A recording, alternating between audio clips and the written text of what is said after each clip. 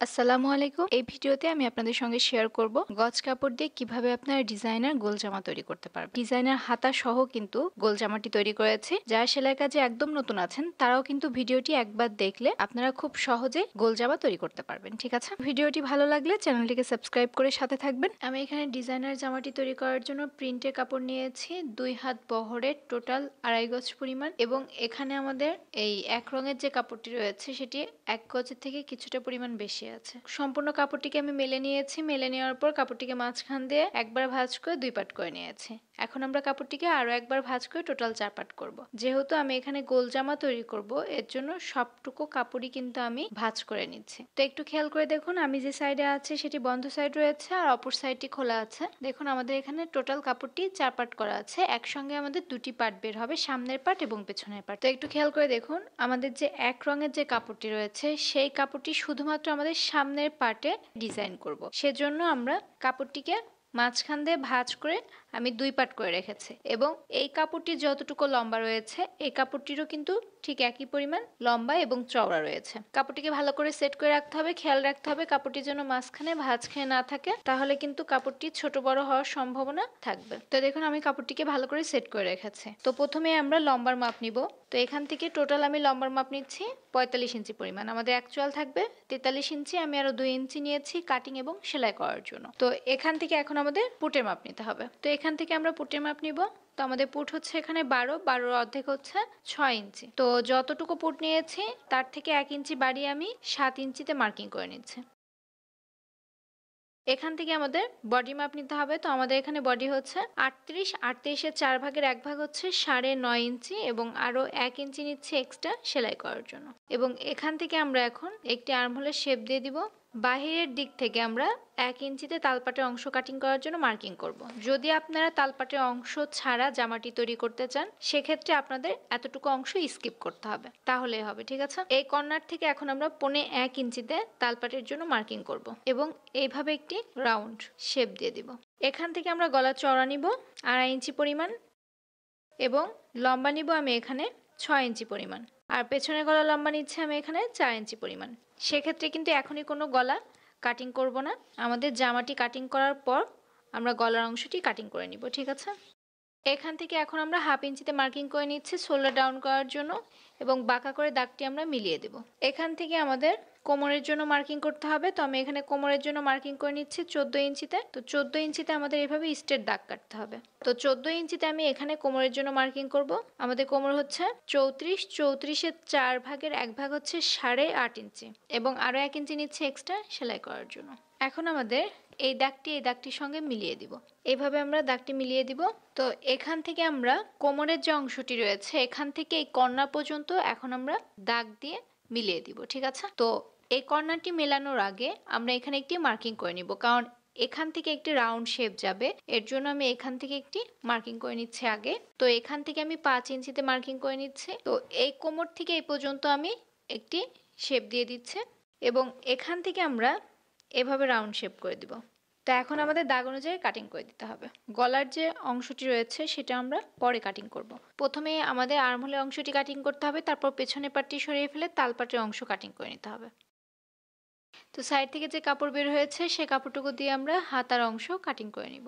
এখান থেকে আমরা পেছনের যে পার্টটি রয়েছে সেই পার্টটি সরিয়ে রাখবো। ঠিক আছে? দুটি পার্টই কিন্তু আমরা ভালো করে সেট করে রাখবো। তো ভালো করে সেট করে রাখার পর দেন আমরা তালপাটের অংশ এবং গলার অংশ কাটিং করে নিচ্ছি। এখানে আমরা কাটিং করে নিচ্ছি। তো এখান থেকে আমাদের গলার অংশটি কাটিং করতে হবে। তো আমি এখানে একটি গলার শেপ দিয়ে দিচ্ছি। একটু খেয়াল করলে বুঝতে পারবেন আমি কিভাবে গলার শেপটি দিয়ে দিচ্ছি। তো দেখুন আমাদের সামনের গলার অংশটি কাটিং করা কমপ্লিট। পেছনের যে গলার অংশটি রয়েছে সে অংশে আমরা রাউন্ড শেপ করে দিচ্ছি। দাগ অনুযায়ী কাটিং করে নিব। প্রিন্টে কাপড়ের উপরে ডিজাইনটি করব। তো এর জন্য এক রঙের কাপড়টিকে আমি এক সাইডে সরিয়ে রাখবো। প্রিন্টের কাপড়টিকে ভালো করে সেট করে রাখবো, এবং এটি হচ্ছে আমাদের কাপড়টির মিডল পয়েন্ট, তাই না? তো মিডল পয়েন্টে আমি এখানে একটি মার্কিং করে নিচ্ছি। তো আপনারা কিন্তু অবশ্যই জামার মিডল পয়েন্টে এরকম মার্কিং করে নেবেন। তো আমি শুধুমাত্র আপনাদেরকে ভালো করে বোঝানোর জন্য এভাবে স্ট্রেট দাগ কেটে নিচ্ছে। তো এখান থেকে এই যে আমাদের যে শেপটি রয়েছে এখান থেকে এখন আমরা 4 ইঞ্চিতে একটি মার্কিং করব। ঠিক আছে? দেখুন এভাবে একটি শেপ দিব। তো এখান থেকে কিন্তু আমি এই পর্যন্ত 4 ইঞ্চিতে মার্কিং করেছি, ঠিক আছে।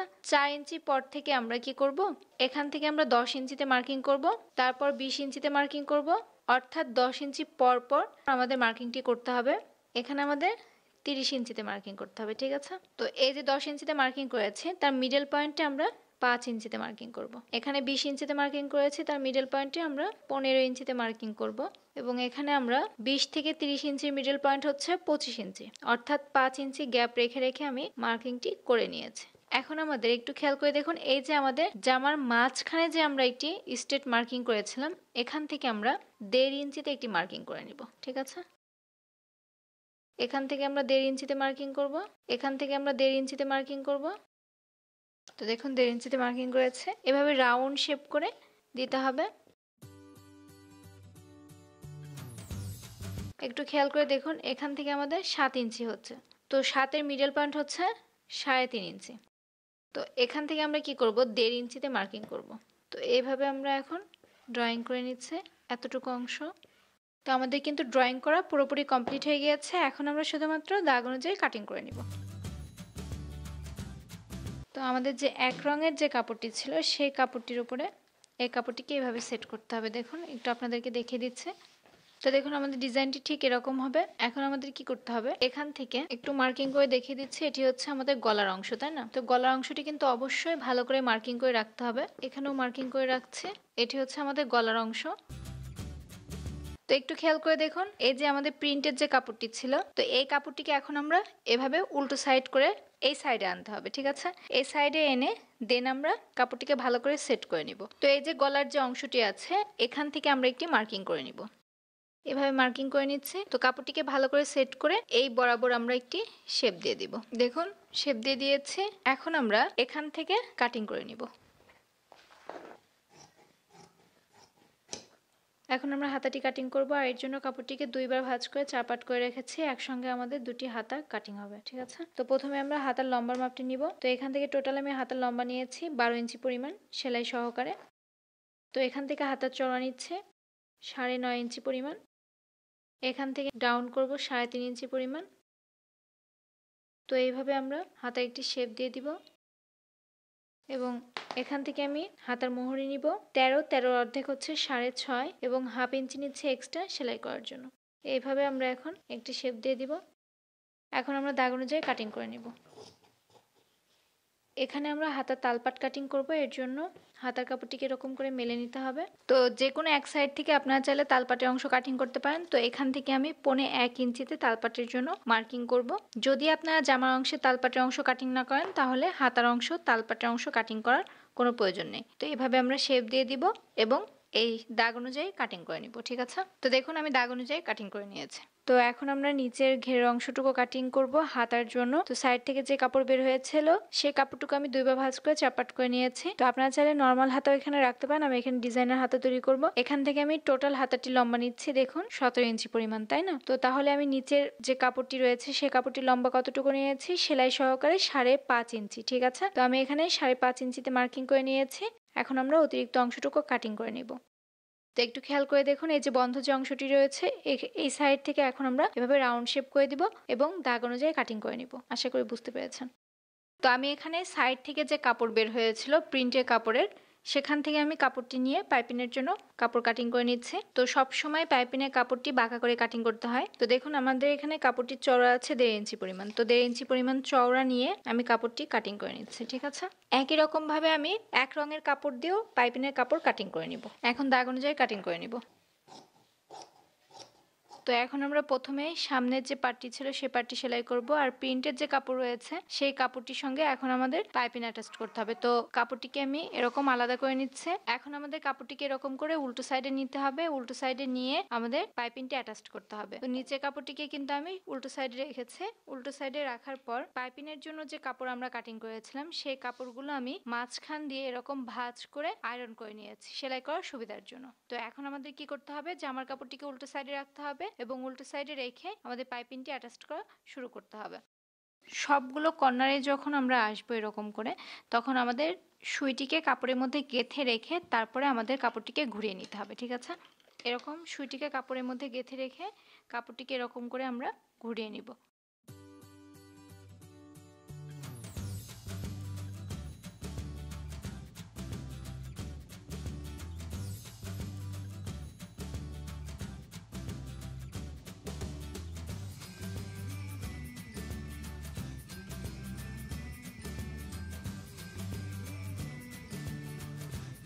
এই যে কর্নারগুলো রয়েছে, এই কর্নারে ছোট ছোট কিছু কাট বসিয়ে দিব, এতে করে খুব সহজে আমরা কাপড়টিকে উল্টো সাইডে নিয়ে যেতে পারবো। ঠিক আছে, এখন আমাদের কি করতে হবে, এই কাপড়টিকে আমরা সোজা সাইডে নিয়ে আসবো। ঠিক আছে, তো সোজা সাইডে নিয়ে এসে এরকম কাপড়টিকে ভাঁজ করে এর উপরে সেলাই বসিয়ে দিব। তো যখন আমরা কর্নারে আসব তখন দেখুন একটু খেয়াল করে এইভাবে কাপড়টিকে ভাঁজ করতে হবে, ভাঁজ করে তারপর আমাদের সেলাইটি করতে হবে। ঠিক আছে,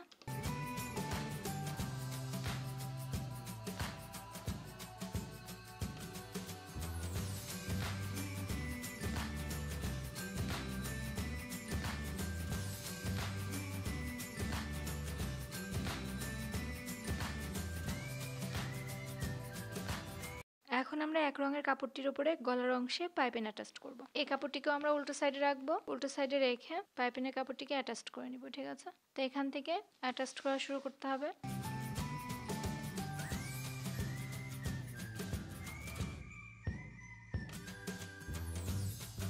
তো দেখুন আমাদের পাইপিংটা অ্যাটাচ করা কিন্তু পুরোপুরি কমপ্লিট হয়ে গিয়েছে। তো সামনে পাটটি সেলাই করার আগে আমি আপনাদেরকে একটু দেখিয়ে দিচ্ছি কিভাবে আমরা কাপড়টি সেট করব। তো নিচে আমরা এক রঙের কাপড়টিকে রাখবো, তার উপরে আমরা প্রিন্টের কাপড়টিকে রাখবো। ঠিক আছে, তো গলার যে অংশ আমরা মার্কিং করেছিলাম ভালো করে সেট করে ধরে তারপর পুরো কাপড়টিকে ভালো করে সেট করে নিব। ঠিক আছে, সেলাই করার সুবিধার জন্য আমরা হিজাবে পিন দিয়ে আটকে নিব, এতে করে ডিজাইনটি সরে যাবে না, আমরা খুব পারফেক্ট ভাবে জামাটি সেলাই করতে পারবো। আশা করি বুঝতে পেরেছেন। এখন আমরা সাইড থেকে আরেকটি সেলাই বসিয়ে দিব।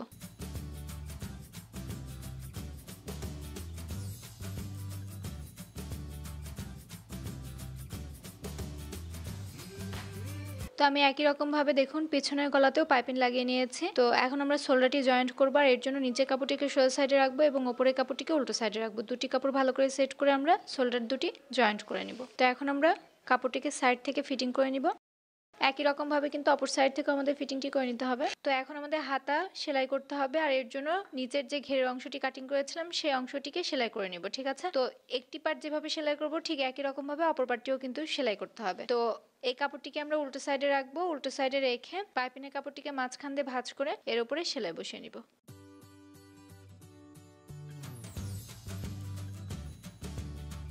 তো হাতের সঙ্গে এখন আমরা নিচের ঘেরের কাপড়টিকে অ্যাটাচ করব। তো একই রকম ভাবে কিন্তু দুই পার্টি আমি সেলাই করে নিয়েছি। তো এটি হচ্ছে আমাদের হাতার মিডল পয়েন্ট। তো আমি এখানে একটি মার্কিং করে নিচ্ছি। তো এইভাবে আমরা হাতার কাপড়টিকে সোজা সাইডে রাখবো এবং এই ডিজাইনের কাপড়টিকে উল্টো সাইডে রাখবো। উল্টো সাইডে রেখে আমাদের মিডল পয়েন্ট থেকে সেলাইটি করা স্টার্ট করতে হবে। একটি সাইড সেলাই করা হয়ে গেলে দেন আমরা এই সাইড থেকে সেলাইটি করে নিব। ঠিক আছে, ডিজাইনটি কমপ্লিট হয়েছে এবং সাইড থেকে আমরা অতিরিক্ত অংশটুকু কাটিং করে নিব।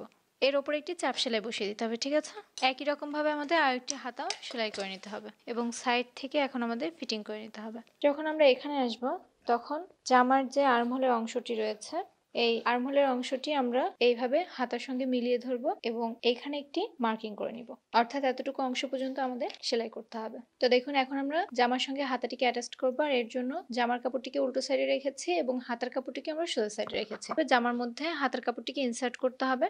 দুটি জয়েন্টের অংশ এভাবে মিলিয়ে ধরে আমরা সেলাইটি করব। তবে তার আগে দুই সাইডে অতিরিক্ত কাপড়টুকু আমরা দুই দিকে মুড়িয়ে তারপর সেলাইটি করে নেব। ঠিক আছে, এখন আমাদের পুরো রাউন্ডে সেলাইটি করে দিতে হবে। এখন আমরা নিচে ঘেরের অংশটুকু সেলাই করব, আর এর জন্য কাপড়টিকে উল্টো সাইডে দুইবার ভাঁজ করব এবং ভাঁজ করে পুরো রাউন্ড আমাদের সেলাই করে নিতে হবে। তো দেখুন আমাদের তৈরি হয়ে গেল ডিজাইনের গোল জামা। আশা করি আজকের ভিডিওটি আপনাদের ইনশাআল্লাহ খুব ভালো লেগেছে। ভিডিওটি ভালো লাগলে চ্যানেলটিকে সাবস্ক্রাইব করে সাথে থাকুন। সবাই ভালো থাকবেন, সুস্থ থাকবেন, নিরাপদে থাকবেন এবং আমার জন্য দোয়া করবেন। ধন্যবাদ।